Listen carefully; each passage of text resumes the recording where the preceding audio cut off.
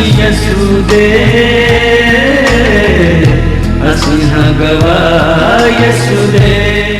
सभी को जय मसीह की स्वागत है आपका प्रोग्राम गवाह यीशु में। जैसा कि प्रभु के वचन में लिखा है कि तूने मुझे नहीं चुना, मैंने तुझे चुना और ठहराया है कि तू फल लेकर आए।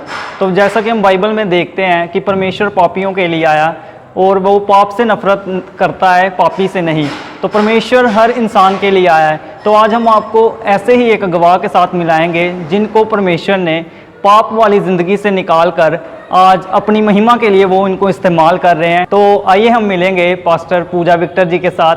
जय मसीह की पास्टर जी। जय मसीह की ब्रदर। हाँ जी पास्टर जी, स्वागत है आपका प्रोग्राम गवाह यीशु में। Thank you so much. मैं आप सबका और पूरी गवाह यीशु मसीह की इस टीम का धन्यवाद करती हूँ कि आपने अपना कीमती समय निकाला हमारे लिए। तो पास्टर जी, हम जानना चाहते हैं कि मसीह में आने से पहले आपकी जो लाइफ थी वो कैसी थी? जी, मैं बताना चाहती हूँ कि मैं बॉर्न क्रिश्चियन हूँ। मैं बचपन से ही एक मसीह परिवार में पैदा हुई हूँ, पर इन सब के बीच में भी मेरी जो संगति थी वो बिल्कुल भी पवित्र नहीं थी। मैं एक पापी थी, मैं गलत संगति में थी। मेरा जो आसपास का माहौल था वो सारा का बहुत गंदा था, बहुत ही अंधकार के मेरे फ्रेंड सर्कल थे और मैं उनके बीच में रहती थी और वो चीज़ें मुझ पे भी अटैक करती थी। व्यभिचार की स्पिरिट्स मुझ पे अटैक करती थी, गंदगी की स्पिरिट्स, जैसे वो लोग गंदे काम करते थे वैसे विचार मुझे आते थे। पूरी संगति हमारी बिल्कुल ख़राब थी। जैसे कुछ भी लड़ाई झगड़ा होना, सबसे पहले हमने आगे आ जाना। मैंने गाली गलोच भी करती थी, हाथों पाई तक सब गलत काम मैं करती थी। गलत संगति में हमेशा मैं रहती थी। घर के किसी की मैं बात नहीं मानती थी। स्टडी में भी मैं अपनी स्टडी पे भी फोकस नहीं कर पाती थी। मेरे जो स्कूल के फ्रेंड्स थे वो सबके अलग गंदी संगति में थे। उनके सबके रिलेशनशिप्स थे, एक एक दो दो लड़कों के साथ उनके रिलेशनशिप होते थे। तो बीच में मेरी किसी के साथ ऐसा कुछ रिलेशन नहीं था, पर मुझे उनके बीच में अपने आप को ना मैं लो फील करती थी। मुझे लगता था कि मैं ही क्यों नहीं ऐसे हूँ, मतलब देखने में तो मैं भी इनके जैसी हूँ, मतलब सुंदर हूँ, मैं भी अच्छी हूँ। तो मैंने अपना ड्रेसिंग सेंस ऐसा कर लिया कि जब मैं डालती थी, कपड़े डालती थी, तो मुझे लोग देखकर पूछते थे, जज करते थे, कमेंट करते थे कि हाँ आज तुम बहुत अच्छी लग रही हो। लड़के भी मुझे कमेंट करते थे कि आप अच्छी लग रही हो।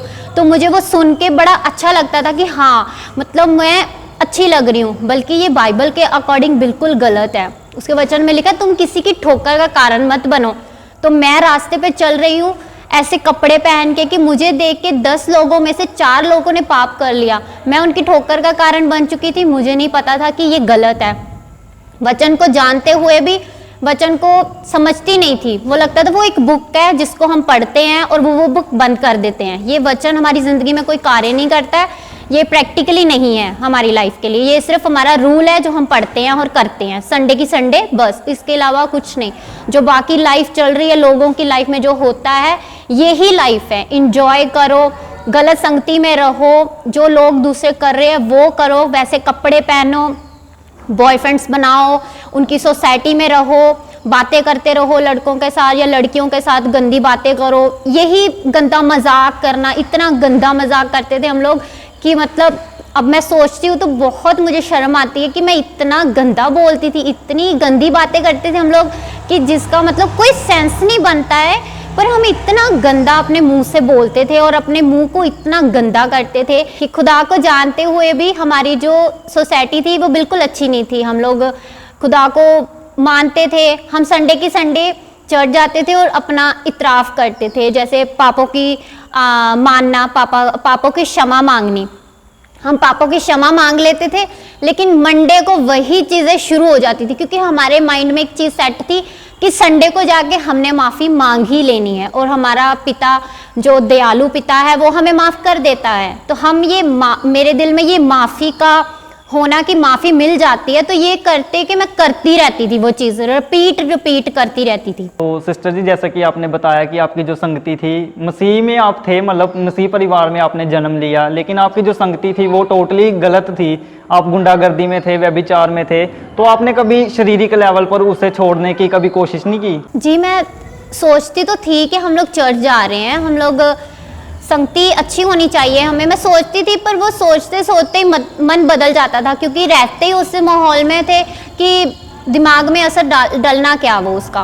पर जैसे ही मेरी शादी हुई, जब मैं शादी के बाद अपने हस्बैंड के साथ हम बात करते थे, मेरी इन लॉज फैमिली सब मसीह में है, तो जब वो बात करते थे, जब वो किसी नबी के बारे में पूछते थे ना, तो मुझे शर्मिंदगी आती थी कि मुझे तो दाऊद के बारे में नहीं पता है। मेरे हस्बैंड के ब्रदर हैं, उन्होंने मुझसे पूछा कि आपको दाऊद के बारे में पता है, और हम लोग सब बच्चे ही मतलब घर के बैठे हुए थे, तो सब लोग बैठे हुए, और उन्होंने जब मुझसे पूछा तो मुझे इतनी शर्म आई अपने आप पे कि मैं इनके बीच में ये बनती हूँ कि मैं बहुत जानती हूँ, मैं चर्च में वैसे मतलब टीम में हूँ, पर मुझे दाऊद के बारे में नहीं पता है। तो मैं अपने हस्बैंड की तरफ देखकर इशारा कर रही हूँ कि कहीं मुझे साइन ही दे दे कि दाऊद कौन है, पर अभी दाऊद के बारे में कोई इशारे में भी क्या समझा सकता है।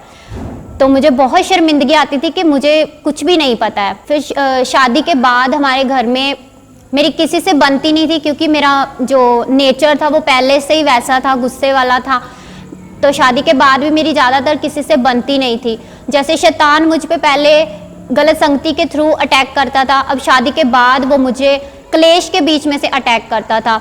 जब क्लेश होता था घर में तो मैं बहुत परेशान होती थी, धीरे धीरे मैं डिप्रेशन में जाना शुरू हो गई।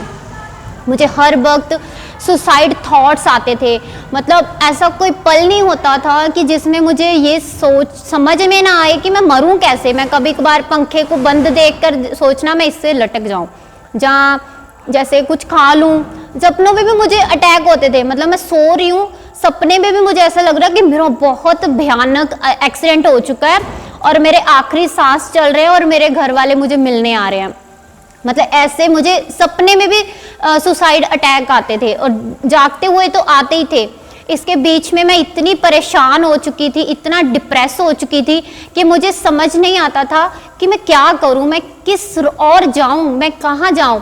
हमारे घर में इतनी तंगी, हमारा हस्बैंड वाइफ का रिलेशन खराब, फैमिली में रिलेशन खराब, मेरे मायके में भी नहीं मेरा अच्छा रिलेशन, ससुराल में भी नहीं, हस्बैंड से भी नहीं। मुझे समझ नहीं आता था मैं एक अकेली लड़की जाऊं किधर। तो पास्टर जी, हम जानना चाहते हैं कि फिर आपने मसीह के बारे में टोटली कैसे जाना, मतलब आपकी लाइफ कैसे बदली? जी, जैसे ही हालात बुरे होते गए, बदतर से बदतर हो गए कि मतलब उसका कोई हल ही नहीं था कि इतने हालात ख़राब हो चुके थे हमारे घर के, हमारे रिलेशनशिप इतने ख़राब हो चुके थे। तो उसी बीच मेरे हस्बैंड हमेशा मुझे पुश करते थे कि आप खुदा को टाइम दो, कलाम को टाइम दो, परमेश्वर हमारे रास्तों को बदलेगा, वो हमारे जो बुरे हालात है वो चेंज होंगे। तो मैं रेगुलर अपने हस्बैंड के साथ चर्च जाना शुरू कर दिया। जब मैं चर्च जाना शुरू किया, धीरे धीरे मैंने 2017 से कम्प्लीटली परमेश्वर को अच्छी रीति से जानना शुरू कर दिया। तो जैसे जैसे मैं कलाम को सुनती गई तो मैंने अपने आप में ये जाना कि मैं बहुत गलत संगति में थी और हूँ। मुझे पाप से माफ़ी मांगनी चाहिए। मैं तब तक भी मतलब अपने चर्च जाती थी और इतराफ़ करती थी, संडे की संडे पापों की माफ़ी लेती थी, पर मेरे माफ़ नहीं हो रहे थे। मुझे मैं समझ गई कि मेरे पाप माफ़ नहीं हो रहे हैं, क्योंकि मैं किसी इंसान के आगे अपने पापों का रोना रो रही हूँ, खुदा के आगे नहीं, जिसने मुझे माफ़ करना है, जिसने मुझे अपने लहू के साथ धो के पाक और साफ करना है। मैं उसके सामने नहीं जा रही हूँ। तो मैं धीरे धीरे अपने खुदा के सामने जाना शुरू किया। मैंने खुदा को अपना समा देना शुरू किया। मुझे किसी ने कहा कि आप बोना शुरू करो ताकि आपकी लाइफ चेंज हो, आपके हालात बदलें। तो मैं एकदम बैठी प्रार्थना में और मैंने कहा कि खुदा मैं क्या बो दूं, क्योंकि हम खाली हैं, हमारे पास इतना पैसा है ही नहीं कि हम मतलब चर्च में ऑफरिंग भी दे सकें, कि हमारे पास तो ऑफरिंग के लिए भी प्रॉपरली पैसा नहीं होता है, तो मैं बीज कहाँ से बोऊं। तो उसी वक्त परमेश्वर ने मुझे अगुवाई किया कि तुम अपने आप को बो दो, तुम अपने जीवन को बो दो, मैं तुम्हारे बीच में से ही सब कुछ ले लूँगा और सब कुछ तुम्हें दे दूँगा। उसी बीच जैसे जैसे मैं खुदा में बढ़ रही थी, मुझ पे अटैक बढ़ रहे थे, मेरे हालात सही होने की बजाय ख़राब हो रहे थे। और एक दिन ऐसा हुआ कि मैंने सुसाइड अटैम्प्ट कर लिया, और मैंने सुसाइड इस लेवल तक अटैम्प्ट कर चुकी थी कि मुझे बचाने वाले लोग भी आ चुके थे, हमारे आसपास सब लोग इकट्ठा हो चुके थे, पर मैंने अपने दुपट्टे के साथ अपने गले को इतनी ज़ोर से कस के खुद ही कस लिया, अपने गले को दबा दिया कि मेरी जो सांस थी वो लिटरली बंद हो गई, मेरे आंखों के सामने अंधेरा आ गया। इतनी बुरी तरीके से मैंने अपने आप को मारने की कोशिश की, पर मैं फिर भी बच गई। तो जब मैं बची तो मैं रोना शुरू हो गया और मैं रूम में अकेली लेटी हुई और मैं सोच रही हूँ, मैं बोल रही हूँ अपने मुंह से कि मैं क्यों बची हूँ, मेरे गले से आवाज़ नहीं निकल रही है, पर मैं फिर भी रो रो के बोल रही हूँ मैं क्यों बची, क्योंकि मैं उस वक्त खुदा को नहीं मान रही थी, मैं पूरी तरह छोड़ चुकी थी, क्योंकि मैं जैसे बढ़ती थी वैसे ही मैं परेशान होती थी, तो मैं छोड़ दिया। मैंने कहा मैं नहीं, अब मैं कुछ नहीं करूँगी, अब मैं मरूंगी, मर के उसके सामने जाकर पूछूंगी कि मेरे साथ ये क्यों हो रहा है। और उसी वक्त जब मैं रो रही थी तो मुझे परमेश्वर की आवाज़ ने मुझसे बात की, मुझसे कहा, मैंने कहा मेरी रूह वापस मेरी शरीर में क्यों आ गई, कि मेरी रूह निकल चुकी थी फिर क्यों वापस आई। तो उसी वक्त परमेश्वर ने मुझे बात किया और कहा कि मैंने तुम्हारी रूह इसलिए तुम्हें वापस दी है ताकि मैं तुम्हारे बीच में से रूहों को बचा सकूं। और जब वो बात मेरे कानों में गई तो मैं इतना रोई, मैंने अपने आप को यीशु मसीह के लहू से धोते हुए देखा। मैंने देखा कि खुदा मुझे धो रहा है, मुझे माफ़ कर रहा है, मेरे पापों से अब मैं नई सृष्टि बन चुकी हूँ। और मैंने उस दिन से अंगीकार करना शुरू किया कि मुझे परमेश्वर ने छू के चंगा कर दिया है। फिर मैंने बपतिस्मा लिया, मुझे पवित्र आत्मा से भी बपतिस्मा मिला परमेश्वर की अगुवाई से। पर अभी भी मैं भटक रही थी क्योंकि मुझे कुछ समझ नहीं आ रहा था मैं करूं क्या, क्योंकि मुझे आवाज़ आ चुकी है, मुझे परमेश्वर ने खुद बात की है, किसी के बीच में से नहीं की है, तो अब मैं क्या करूं। फिर उसी बीच एक दास ने मुझसे बात किया और उन्होंने मुझे कहा कि आप 3 दिन की फास्टिंग करो। जैसे पौलुस 3 दिन अंधा रहा और 3 दिन बाद परमेश्वर ने उसे अपने दास के बीच में से छू के चंगा किया और उसकी आंखें खुली और उसकी शारीरिक नहीं बल्कि आत्मिक आंखें भी खुल चुकी थी। वैसे ही परमेश्वर ने जब मुझे अगुवाई किया, मैंने 3 दिन की फास्टिंग किया। जब मेरा सेकंड फास्ट था तो मुझे लग नहीं रहा था, अपने शरीर में फील नहीं हो रहा था, स्पिरिट में कुछ फील नहीं हो रहा। मैंने कहा कुछ नहीं हो रहा है। मैं सुबह उठी, मुझे शैतान ने कहा तूने रख तो लिया एक, कुछ हुआ तो है नहीं, तो आज भी रहने दे, छोड़। तो मैंने कहा नहीं मैं रखूंगी। अभी मैंने रखा, कुछ घंटे हुए तो 10 साढ़े 10 बजे मुझे कॉल आती है मेरे हस्बैंड की। उन्होंने मुझे कहा कि आपको एक लेडी के लिए प्रार्थना करनी है, वो ऑपरेशन थिएटर के अंदर जा रहे हैं, उनको बेबी बॉय चाहिए, उनके पहले से बेबी 2 लड़कियां हैं, तो अभी वो बेटे की आशीष चाहते हैं, तो वो आपसे प्रार्थना करवाना चाहते हैं। मैंने उन्हें कहा ठीक है, मैं उनके लिए प्रार्थना करती हूँ।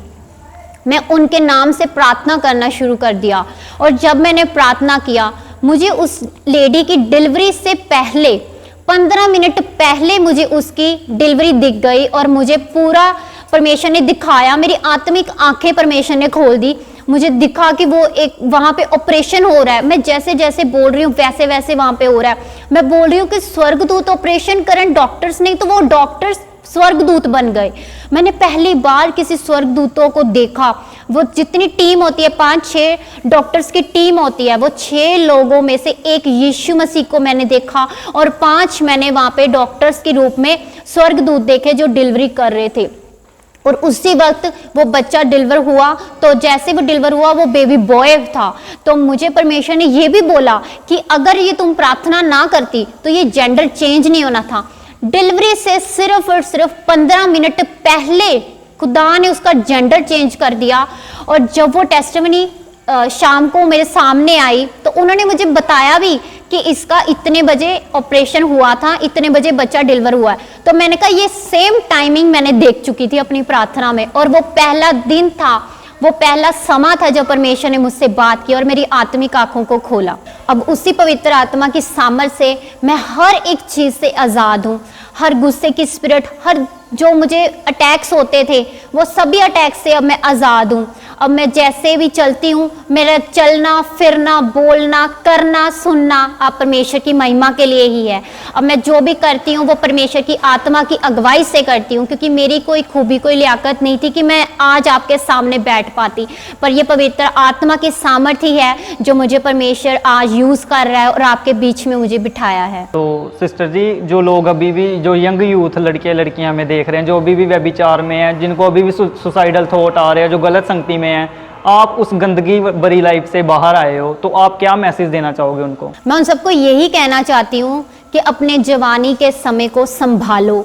अब बहुत जल्द परमेश्वर का आगमन होने वाला है। हमें अपनी जवानी का समा जो पाप में हम बिताते हैं, हमें पाप से कोई शांति नहीं मिलती है। हम 2 मिनट के आनंद के लिए अपनी पूरी बॉडी, अपनी पूरी लाइफ को गंदी करते हैं। हम पाप में जाते हैं, श्रापों में जाते हैं। हमें सबसे पहले परमेश्वर की हजूरी में जाना चाहिए। जितने भी ये टेस्टमनी मेरी देख रहे हैं, जो बच्चे हैं जो मसीह में हैं, उन बच्चों को मैं यही मैसेज देना चाहती हूँ कि अपनी संगति को जांचो, अपने आप को जांचो, अपने शरीर को जांचो। उस चीज़ों को दूर करो जो आपको परमेश्वर से दूर करती है। अपनी संगति को छोड़ो, अपनी संगति परमेश्वर से करो। परमेश्वर ही है, यीशु मसीह ही है जो आपसे प्रेम करता है। वो उसका प्रेम इतना था कि उसने अपने आप को हमारे लिए कुर्बान किया, ताकि हम कोई भी अंधकार में छिपे ना रहें। उसने हमें उजाला बनाया है, हम ज्योति हैं। तो आप सब लोग रोशन रहें, चमकते रहें और अपनी ज्योति से दूसरों की लाइफ को भी चेंज करते जाएं और परमेश्वर के खुद भी नज़दीक जाएं और औरों को भी परमेश्वर के नज़दीक लेकर आएं। तो पास्टर जी, हम आपका बहुत बहुत धन्यवाद करते हैं। पूरी गवाह यीशु की टीम आपका धन्यवाद करती है कि आपने अपना कीमती समय निकाला और अपनी गवाही को हमारे साथ शेयर किया। हम आपका धन्यवाद करते हैं। जय एमसी की पास। जय मसीह की। तो जैसा कि अभी आपने एक बहुत ही अद्भुत गवाही को सुना, तो मेरा विश्वास है इस अद्भुत गवाही को सुनने के बाद आपकी जो लाइफ है वो सेम नहीं रहेगी। परमेश्वर ने आपसे बात की है। मैटर ये नहीं करता कि आपने मसीह घराने में जन्म लिया है, मैटर ये करता है कि आप परमेश्वर के हुक्मों को कैसे फॉलो करते हैं। तो ये सिस्टर भी जैसे पहले हुक्मों को फॉलो नहीं करती थी, लेकिन जैसे ही परमेश्वर के नज़दीक इन्होंने जाना स्टार्ट किया तो इनकी लाइफ में परिवर्तन आ गया और आज ये परमेश्वर की महिमा के लिए यूज़ हो रही है, अपने आप को, अपने टाइम को यूज़ कर रही है परमेश्वर के कामों को करने के लिए। तो मेरा विश्वास है इस गवाही के द्वारा परमेश्वर आपको बरकत देगा। सबको जय मसीह की। अगर आप परमेश्वर के कामों को आगे बढ़ाने के लिए इस सेवकाई में अपना योगदान देना चाहते हैं तो आप इस QR कोड को स्कैन करके गूगल पे के द्वारा अपने दान भेज सकते हैं। अगर आप विदेश से अपने दान भेजकर परमेश्वर के कामों को बढ़ाना चाहते हैं तो आप इस बैंक डिटेल्स का इस्तेमाल करके अपने दान भेज सकते हैं। परमेश्वर आपको आशीष दे। तो मेरे प्रिय भाई बहनों, अभी आपने एक बहुत बड़ी अद्भुत गवाही को सुना। तो मेरा विश्वास है परमेश्वर इस गवाही के द्वारा आपके जीवनों में 100 गुना फलों को लेकर आएगा। आप इस टेस्टिमनी को अपने दोस्तों के साथ, फैमिली मेंबर्स के साथ शेयर ज़रूर करें ताकि वो भी जान सके कि परमेश्वर कैसे लोगों के जीवन में काम कर रहा है। मेरा विश्वास है परमेश्वर इस गवाही को सुनने के बाद आपके जीवनों को सेम नहीं रहने देगा। आप हमारे चैनल गवाह यीशु दे को सब्सक्राइब कर लें ताकि आने वाले दिनों में आप परमेश्वर के और गवाहों के साथ मिल सके। अगर आप भी अपनी टेस्टिमनी हमारे साथ शेयर करना चाहते हैं तो नीचे आपको एक ईमेल आईडी दिखाई दे रही होगी, आप उस ईमेल पर अपनी डिटेल शेयर कर दें, हम आपके साथ कांटेक्ट ज़रूर करेंगे। मेरा विश्वास है परमेश्वर आपके जीवनों को सेम नहीं रहने देगा। God bless you all. सभी को जय मसीह की। ਅਸੀਂ ਯਸੂ ਦੇ ਅਸੀਂ ਹਾਂ ਗਵਾਹ ਯਸੂ ਦੇ।